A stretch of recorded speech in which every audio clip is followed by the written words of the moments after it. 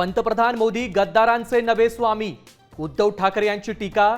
तर खटला सुरू असताना शिंदे सेनेचे खासदार मोदींना का भेटले, ठाकरेंचा सवाल. प्रदेशाध्यक्ष बदलण्याची अजित पवारांचीच इच्छा होती. रुपाली ठोंबरे पाटलांच्या दाव्यानं खळबळ.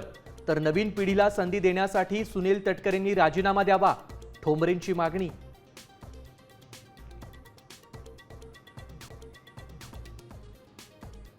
गोंगी गुडिया विधानाचा विपर्यास केला. टीका व्यक्तिगत नाही तर राजकीय कटाक्ष. काँग्रेस प्रदेशाध्यक्ष हर्षवर्धन सपकाळांची भूमिका.